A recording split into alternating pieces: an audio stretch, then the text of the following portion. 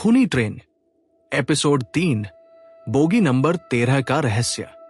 नमस्कार दोस्तों, पिछले एपिसोड में आपने देखा कि कैसे आर्यन और रिया ने उस खौफनाक कालरात्रि एक्सप्रेस के इंजन तक पहुंचकर उस धुएं वाले साए का सामना किया। एक पुरानी माला की मदद से उन्होंने उस रूहों वाली भट्टी को शांत किया और उन्हें लगा कि वे मौत के चंगुल से आजाद हो गए हैं। लेकिन हकीकत कुछ और ही थी। जंगल के बीचों बीच होश में आने के बाद भी आर्यन के हाथ में वो मौत का टिकट था और ट्रेन की सीटी की आवाज अब भी उसका पीछा कर रही थी। अब शुरू होता है इस सफर का सबसे गहरा और काला अध्याय। सूरज की रोशनी जंगल के घने पेड़ों को चीरकर नीचे आ रही थी, लेकिन आर्यन को उस रोशनी में भी कोई गर्माहट महसूस नहीं हो रही थी। उसके हाथ में मौजूद वो पीला टिकट किसी ठंडे बर्फ के टुकड़े की तरह उसकी हथेलियों को सुन्न कर रहा था। रिया अभी भी सदमे में थी। वो बार बार अपनी कलाई को रगड़ रही थी जहां उस अंजलि रूपी साए ने उसे पकड़ा था। वहां अब भी काले उंगलियों के निशान पड़े हुए थे। आर्यन भाई, हमें यहां से भागना चाहिए। पुलिस के पास चलते हैं, सब बता देते हैं। रिया की आवाज में घबराहट साफ थी। आर्यन ने टिकट को अपनी जेब में ठूंसते हुए कहा, पुलिस? रिया, पुलिस को क्या कहेंगे कि हम एक ऐसी ट्रेन में थे जो 40 साल पहले जल चुकी थी। वे हमें पागल समझकर बंद कर देंगे। और वो मैसेज, वो अज्ञात शख्स कौन है जो हमारे हर कदम की खबर रख रहा है? तभी कोहरे के बीच से उन्हें एक पुरानी पगडंडी दिखाई दी। वे उसी दिशा में बढ़ने लगे, इस उम्मीद में कि शायद कोई सड़क या गांव मिल जाए। लेकिन जैसे जैसे वे आगे बढ़ रहे थे, कोहरा छंटने के बजाय और घना होता जा रहा था। अजीब बात यह थी कि कोहरा सफेद नहीं, बल्कि हल्का मटमैला था और उसमें से वही गंध आ रही थी, सड़े हुए लोहे और पुराने कपड़ों की गंध। अचानक आर्यन रुक गया। उसके कान बजने लगे। उसे लगा जैसे हजारों लोग एक साथ फुसफुसा रहे हों। Bogie number 13, bogie number 13। रिया, क्या तुम्हें कुछ सुनाई दे रहा है? आर्यन ने पूछा। रिया ने ना में सिर हिलाया, लेकिन उसका चेहरा सफेद पड़ गया था। वह कांपते हुए एक तरफ इशारा कर रही थी। सामने कोहरे के बीच एक विशाल ढांचा खड़ा था। जैसे जैसे वे करीब पहुंचे, उनके होश उड़ गए। वह कोई स्टेशन या घर नहीं था। वह बोगी नंबर 13 फीट थी। ट्रेन की एक अकेली बोगी, जो पटरी पर नहीं बल्कि सीधे जमीन पर धंसी हुई थी। वह बोगी पूरी तरह काली थी, जैसे उसे किसी ने भट्टी में झोंक दिया हो। उसके दरवाजे खुले थे और अंदर से एक नीली रोशनी बाहर आ रही थी। यह मुमकिन नहीं है, आर्यन बुदबुदाया। हम जंगल में 2 मील पैदल चलकर आए हैं। यह बोगी यहां कैसे पहुंच सकती है? तभी आर्यन के फोन की घंटी बजी। वही अननोन नंबर। आर्यन ने कांपते हाथों से फोन उठाया। अंदर जाओ आर्यन, वही भारी और घरघराहट वाली आवाज आई। तुम्हारे पिता का आखिरी संदेश वही है। अगर नहीं गए तो रिया की जान आज सूरज ढलने से पहले निकल जाएगी। चुनाव तुम्हारा है। फोन कट गया। आर्यन ने रिया की तरफ देखा। रिया के गले पर वही काले निशान अब उसके चेहरे की तरफ बढ़ रहे थे। वो सांस लेने के लिए तड़प रही थी। उसे कोई अदृश्य बीमारी या श्राप जकड़ रहा था। मुझे जाना होगा रिया, आर्यन ने दृढ़ निश्चय के साथ कहा। तुम यहीं रुको, मैं बस अभी आया। नहीं, मुझे अकेला मत छोड़िए, रिया ने चिल्लाकर कहा, लेकिन उसकी आवाज उसके गले में ही घुट गई। उसे एक अदृश्य शक्ति ने वहीं जमीन पर कील की तरह जड़ दिया। वह हिल भी नहीं पा रही थी। आर्यन भारी कदमों से उस जली हुई बोगी की तरफ बढ़ा। जैसे ही उसने बोगी के पहले पायदान पर पैर रखा, उसे ऐसा लगा जैसे वह किसी दूसरी दुनिया में दाखिल हो गया हो।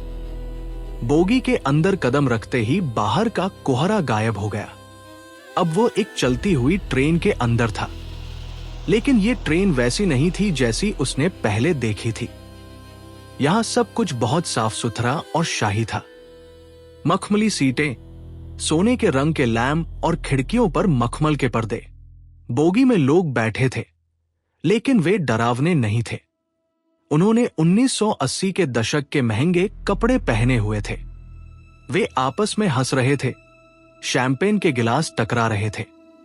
आर्यन चकित होकर गलियारे में चलने लगा। उसे कोई देख नहीं पा रहा था। वो एक रूह की तरह उनके बीच से गुजर रहा था।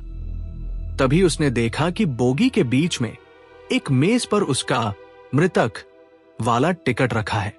जैसे ही उसने उस टिकट को हाथ लगाया, दृश्य बदल गया। अब बोगी फिर से जलने लगी, चीखें गूंजने लगी। लोग अपनी सीटों पर जल रहे थे। आग की लपटें दीवार से निकल रही थी। आर्यन ने देखा कि बोगी का दरवाजा बंद है और लोग उसे पीटने की कोशिश कर रहे हैं। उसी भीड़ के बीच उसने एक आदमी को देखा जो शांत खड़ा था। वह आर्यन के पिता थे। वे जवान थे, अपनी रेलवे की वर्दी में। उनके हाथ में एक छोटी सी डायरी थी। वे आग के बीच भी शांत थे, जैसे वे किसी का इंतजार कर रहे हों। आर्यन चिल्लाया, पिताजी, भागिए यहां से, आग लग गई है। उसके पिता ने अपना सिर उठाया। उनकी आंखें सीधे आर्यन की आंखों में झांक रही थी। तुम यहां क्यों आए आर्यन? मैंने तो तुम्हें बचाने के लिए खुद को इस आग के हवाले कर दिया था। आर्यन के आंसू बहने लगे। मुझे सच जानना है, उस रात क्या हुआ था? ये ट्रेन क्या है? उसके पिता ने वो डायरी उसकी तरफ बढ़ाई। ये ट्रेन कोई हादसा नहीं थी आर्यन, ये एक बलि थी। 1980 की उस रात इस बोगी में सवार 21 लोग कोई साधारण यात्री नहीं थे। वे सब उस तांत्रिक के शिकार थे जिसने अमर होने के लिए इस कालरात्रि को नरक का दरवाजा बनाया था। मैं सिग्नल मैन था। मैंने ट्रेन रोकने की कोशिश की, लेकिन मुझे पता चला कि उस तांत्रिक ने मेरे ही हाथों से इस बोगी का दरवाजा बाहर से लॉक करवा दिया था। आर्यन को धक्का लगा। क्या आपने दरवाजा लॉक किया था? नहीं, उसके पिता की आवाज में दर्द था। मुझ पर वशीकरण किया गया था। जब मुझे होश आया, तब तक ये बोगी राख हो चुकी थी। समाज ने मुझे दोषी माना।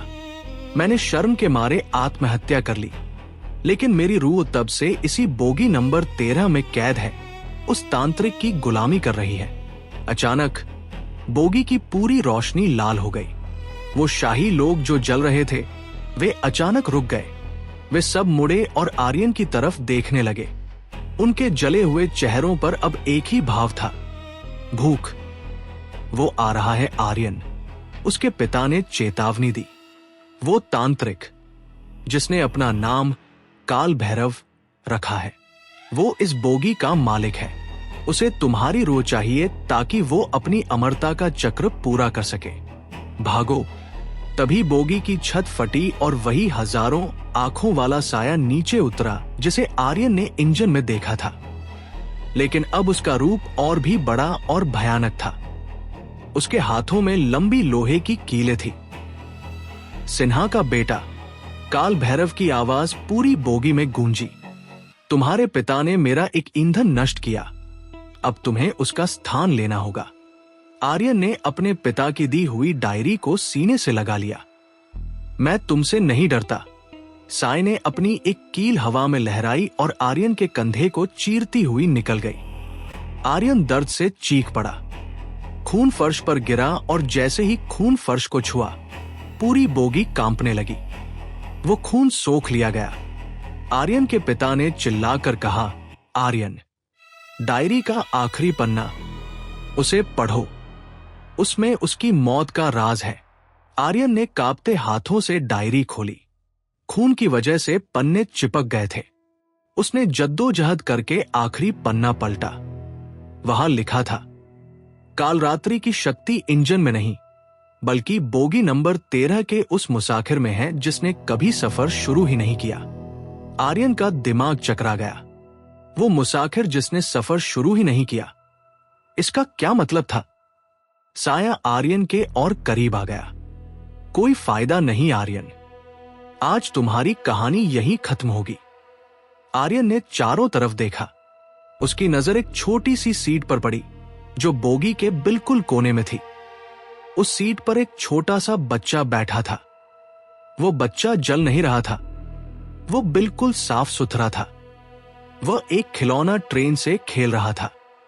आर्यन को अचानक याद आया, उस रात के हादसे की खबरों में एक बच्चे का जिक्र था जो स्टेशन पर ही छूट गया था, लेकिन उसकी रूह इस ट्रेन में खींच ली गई थी।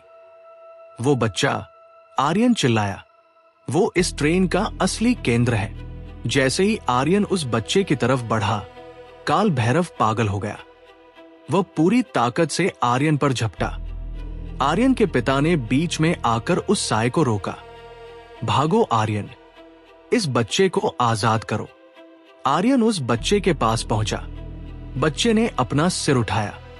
उसकी आंखें निर्दोष थी, लेकिन उनमें असीमित दर्द था। क्या आप मुझे मेरे घर ले जाएंगे? बच्चे ने पूछा। आर्यन ने बच्चे का हाथ पकड़ा। जैसे ही उसने हाथ छुआ, उसे एक जोरदार झटका लगा। उसे उस रात का पूरा मंजर दिखा, कैसे उस तांत्रिक ने उस मासूम बच्चे की बलि चढ़ाई थी ताकि ये ट्रेन हमेशा के लिए एक भूतहा चक्र बन जाए। आर्यन ने बच्चे के कान में कहा, सफर खत्म हो गया है छोटे, अब घर जाने का समय है। आर्यन ने अपने पिता की डायरी से वो आखिरी पन्ना फाड़ा और उसे बच्चे के खिलौने वाली ट्रेन के साथ जला दिया। एक सफेद रोशनी पूरी बोगी में फैल गई। काल भैरव की रूह फटने लगी। वह चीखता रहा, नहीं, ये मेरा साम्राज्य है, मैं अमर हूं। लेकिन रोशनी ने उसे राख कर दिया। बोगी नंबर 13 के अंदर की आग बुझने लगी। शाही लोग, जले हुए कंकाल और वो डरावना मंजर सब गायब होने लगा। आर्यन ने देखा कि उसके पिता धीरे धीरे धुंधले हो रहे थे। वे मुस्कुरा रहे थे, जीते रहो मेरे बेटे, तुमने मुझे और इन हजारों रूहों को आजाद कर दिया। अब जाओ, अपनी दुनिया में वापस जाओ। पिताजी, आर्यन उन्हें पकड़ना चाहता था, लेकिन उसका हाथ हवा में से निकल गया। एक बार फिर धमाका हुआ और आर्यन पीछे की तरफ उड़ गया। जब उसकी आंखें खुली, वो फिर से उसी पगडंडी पर था। कोहरा गायब हो चुका था। सामने रिया खड़ी थी। उसके गले के काले निशान गायब हो चुके थे और वह अब सामान्य रूप से सांस ले रही थी। आर्यन भाई, आप आ गए। मुझे लगा आप कभी वापस नहीं आएंगे। रिया दौड़कर आई और उसके गले लग गई। आर्यन अभी भी सदमे में था। उसने अपनी जेब में हाथ डाला। वो पीला टिकट अब राख बन चुका था। डायरी गायब थी, लेकिन उसके हाथ में एक छोटा सा लोहे का खिलौना ट्रेन रह गया था। वही बच्चे का खिलौना। सब खत्म हो गया रिया। काल रात्रि का खेल खत्म हो गया। आर्यन ने थकी हुई आवाज में कहा। वे दोनों जंगल से बाहर निकलने लगे। करीब 1 घंटे बाद उन्हें मुख्य सड़क दिखी। उन्होंने एक लिफ्ट ली और शहर की तरफ बढ़े। आर्यन ने गाड़ी की खिड़की से बाहर देखा। वो अब सुकून में था। उसे लगा कि उसने अपने पिता का सम्मान वापस दिला दिया है। लेकिन तभी गाड़ी के रेडियो पर अचानक खरखराहट हुई। गाने बजते बजते रुक गए और एक आवाज आई, यात्री गण कृपया ध्यान दें, कालरात्रि एक्सप्रेस अपने अगले स्टेशन की ओर बढ़ रही है। बोगी नंबर 13 में अभी एक सीट खाली है। आर्यन सिन्हा, क्या तुम्हें लगा कि एक पन्ना जलाने से मेरा सदियों का इंतजार खत्म हो जाएगा? आर्यन का शरीर जम गया। उसने अपनी हथेली खोली। उस लोहे के छोटे खिलौने पर अब खून के निशान उभर रहे थे और गाड़ी के पीछे वाले शीशे में उसे दिखा कि पीछे वाली सीट पर वो छोटा बच्चा बैठा है। लेकिन अब उसके चेहरे पर मुस्कान नहीं, बल्कि वही हजारों आंखें उभर रही थी। गाड़ी का ड्राइवर अचानक गायब हो गया। गाड़ी अपने आप 120 की रफ्तार से एक दीवार की तरफ बढ़ने लगी। आर्यन समझ गया, काल भैरव मरा नहीं है, उसने सिर्फ अपना रूप बदला है। क्या आर्यन इस तेज रफ्तार मौत से बच पाएगा? और वो बच्चा कौन है जो अब उसके साथ गाड़ी में बैठा है? जानने के लिए सुनिए अगला एपिसोड, मौत का टिकट। फिर से ससर तो अभी शुरू हुआ है दोस्तों, और इस बार कोई भी स्टेशन सुरक्षित नहीं है। तो क्या आर्यन ने जिस आजादी का जश्न मनाया था वो सिर्फ एक छलावा था? काल भैरव ने अब आर्यन को ही अपना नया इंजन बनाने की ठान ली है। अगले एपिसोड में देखिए जब सड़क पर चलती एक कार बन जाएगी मौत की पटरी।